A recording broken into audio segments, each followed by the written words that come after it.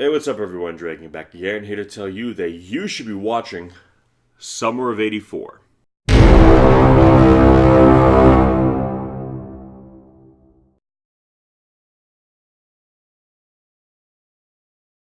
So, The Summer of '84 is a 2018 Canadian horror mystery film directed by Francois Simard and is essentially takes place in the year 1984, as the name suggests, in Oregon, and is a kind of a bit of a mentor, or at least supposed to look like a throwback to a lot of the kind of the '80s kind of mystery adventure films, kind of like Stand by Me, that kind of thing. Where kind of a group of friends kind of get together to kind of either uncover or solve some kind of mystery. And this one kind of takes place in the summer of 1984 in this small town where apparently there's this serial killer that has been killing in a lot of the local areas, and now that they feel like the serial killer is here in their town, uh, you know, doing the same thing. And naturally, being kids of the '80s, to them it's like a summer adventure. Because see, in those days, folks, kids didn't stay at home.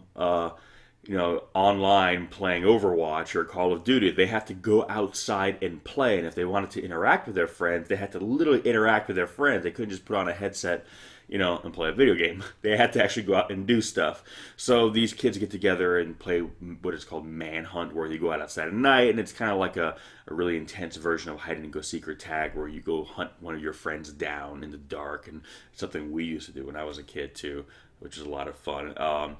But one of this kid's neighbors, the main character, is a local cop, and he starts to suspect that maybe he is this serial killer, he is this murderer, and where this film really deviates, I feel, from like a lot of stories like this, is that, and this is something I was expecting to, having seen films like this before, whereas you're led to believe that what this kid is believing, that this cop is actually the killer, and all the clues and signs point to him being the killer, only to find out that he's not the killer and the real killer was someone else right under their nose the whole time.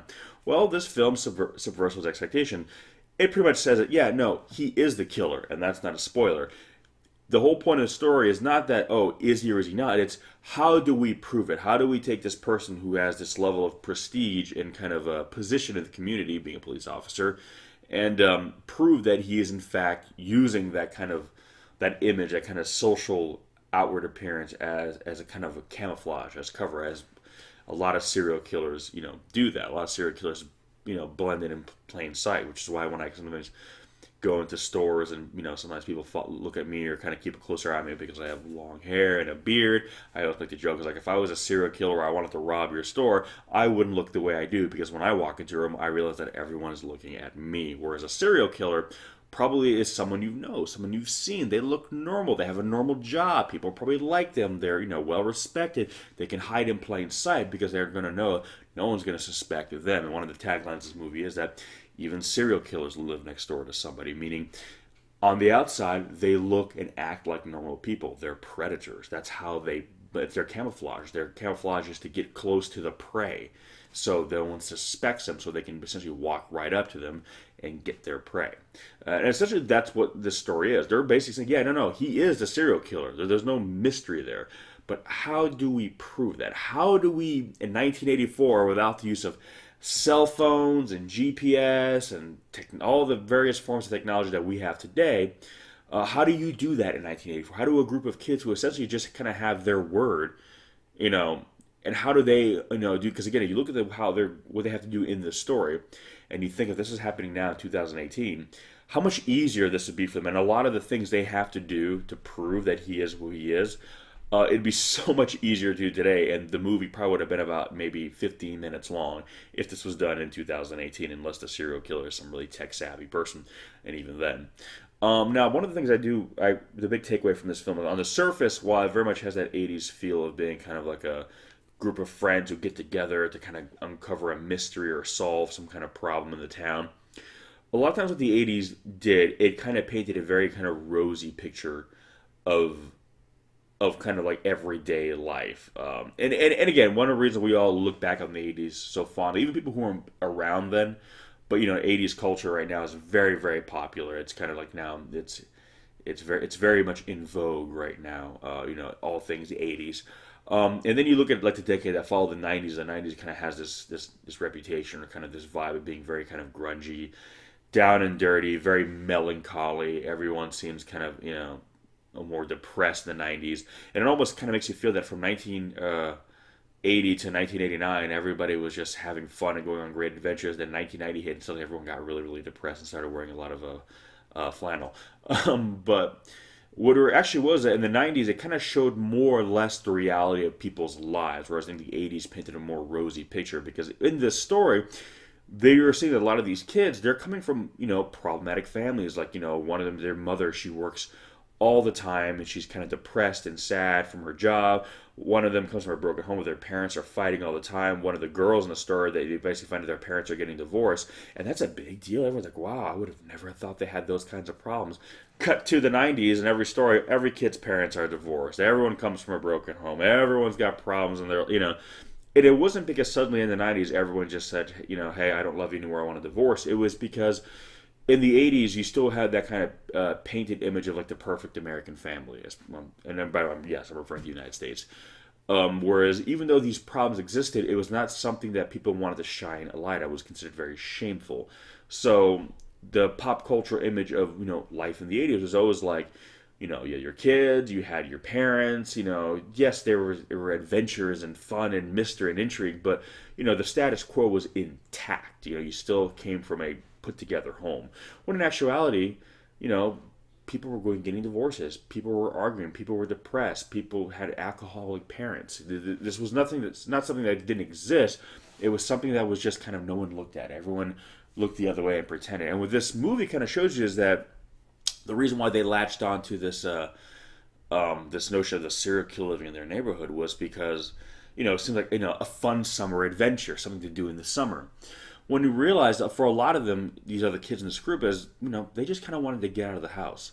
They wanted to get away from their home lives because their home lives were kind of depressing, weren't that interesting. So they'd kind of rather go find a serial killer, even though it's only really the main character who initially kind of believes that he is a serial killer. And you get the sense that the other guys are kind of following along, mainly because it gives them an excuse not to be at home. It gives them something else to focus on. So when you think about like, God, you're going after a serial killer, that's way worse than what anything else would be dealing with. But because they don't really believe it, to them it's just make believe. Let's have fun. Yeah, you know what? It'll be fun. Let's go spying on him. Let's go do the whole Nancy Drew thing. Sure, why not? Because for them, it's a reason not to be at home.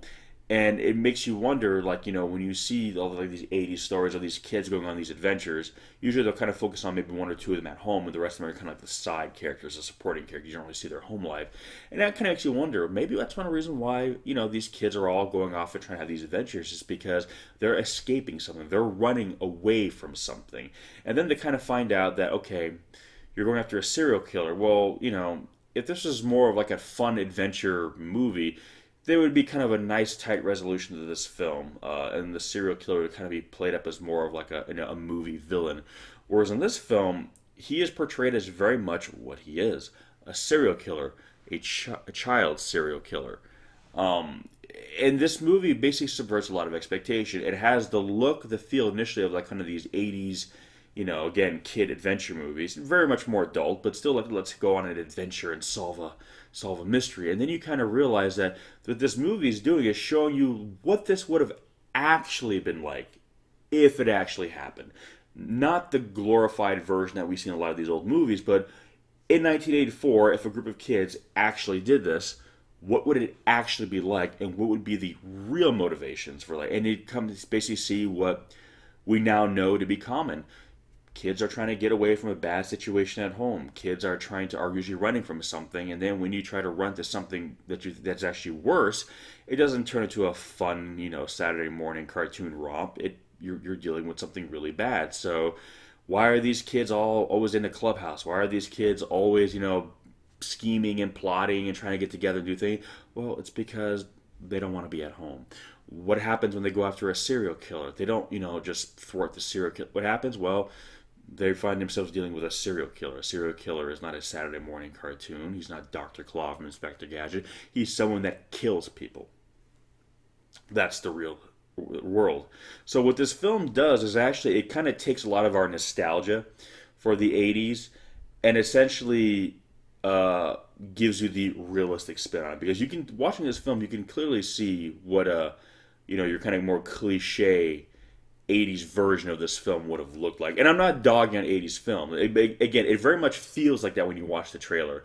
And then you watch the movie and you realize, like, no, this is the sobering reality version of what that would look like. So it still has a lot of the elements of these films that you would love, but then there's kind of a realistic, cynical twist. And it makes you realize that so much of what was kind of thrown in the spotlight in the decades that follow the 80s was always there in the 80s. It's not like people were completely different. It's just we were more ashamed of a lot of the kind of, personal drama during that time. It's something that we felt was shameful, that we should keep secret. Whereas I think by the time the 90s hit, we had been just bottling it up so much inside that we couldn't do it anymore. And people started using art, as they usually do, to kind of exercise demons and kind of just represent something that is a part of themselves. So if you come from a broken home, if you come from having a parent that has issues, and you grew up with that, in the 80s it was kind of a social taboo to really kind of show that a lot, because you wanted to kind of paint a more pristine version of what reality was like. Whereas again in the 90s and so on, it was more about just almost to the point sometimes glorifying that. So it was kind of like they flipped the script. Now everything in the 90s is dark and dour, or the 80s was brighter and funner. But it wasn't, or more fun. But it wasn't like one decade was worse than the other. It was literally just one decade we were shoving this all in the closet. We were hiding it away, where it was like something like some shameful thing that we didn't want people to see. In the 90s, it was just like about bearing it all. But basically, this film assured that even in the 80s, this stuff was still happening. People were still depressed. People were still angry. People were still having problems. And the character who says some of the craziest shit happens in the suburbs, implying that this is the image of perfect America doesn't exist. It never did. It's just once upon a time we made the effort to hide it. When and again, that's the idea of having a serial killer in the suburbs, is that something so terrible is essentially living and hiding in a place that is supposed to be pristine and ideal, basically showing that it's all an illusion. This image we have of the 80s being this wonderful, magical time without any problems is an illusion. All the stuff that was kind of shown later on didn't just show up later on. It was always there. We just were hiding it. So the idea of a serial killer living in the suburbs, this pristine Oregon town, that's what they're there too. These nefarious elements of the world are everywhere. They don't really exist in one area or in one period of time. They've always been there, and they've always been right next door to somebody. So it's this film is kind of a metaphor for, I feel, of how we kind of dealt with the image of ourselves in the 1980s, and kind of how so important to keep up this facade of kind of perfection and idealism, despite what was under the surface.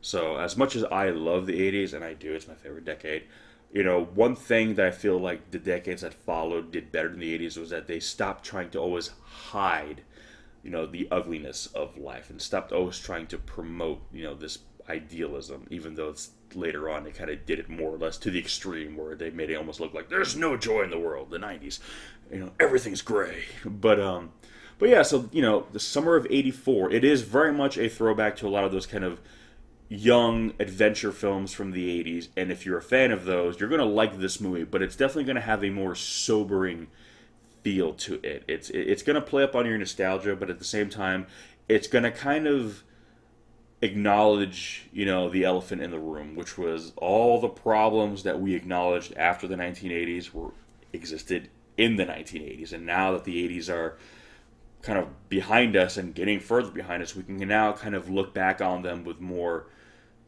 clarity. And while still loving that decade and appreciating that decade, realizing that that decade was not so pristine and untarnished as perhaps it has presented itself in popular culture, and like the character says, Serial killers live next to somebody. So, and so it's kind of this idea where we're saying, hey, even in a place like the suburbs, you know, bad things can still happen. Even in the 80s, people still had problems. So, but anyway, it's a fun film. It's a very creative film. Again, it's kind of a smaller independent movie, but it's a lot of fun. The acting is really good. It's shot really well, and it keeps you guessing, keeps you thinking. And I kept wondering throughout the whole movie too: like, is he the killer? Is he not the killer? Are they playing against our expectations? They're going to give it straight. So it does a good job, but kind of pulling at like what you think what the twist is going to be. Given if you watch a lot of these 80s films, it can come to find out, well, no, that's the twist. There is no twist. They're giving you the sober reality. If he looks like a serial killer, he kind of acts like a serial killer. Guess what? This isn't the Goonies. He's a serial killer. So I was like, oh shit, now we're living next door to a serial killer. What the hell do we do? But anyway, guys, Summer of '84. Have you seen it? If not, I will leave some links in the description section below. You can check it out. Come back, give me some of your thoughts. If you have seen it, tell me what you think, how you like it. If you're around my age, I was actually born in 1984, but if you're that age or older than that, and you kind of remember a lot of these movies or just, seen them, kind of how do you feel it stacks up to kind of that pantheon of, movies from that decade, and, do you feel that it kind of fits in nicely with them? But anyway, give me some thoughts. Let me know what you think. And as always, I'll catch you in the next one. Peace!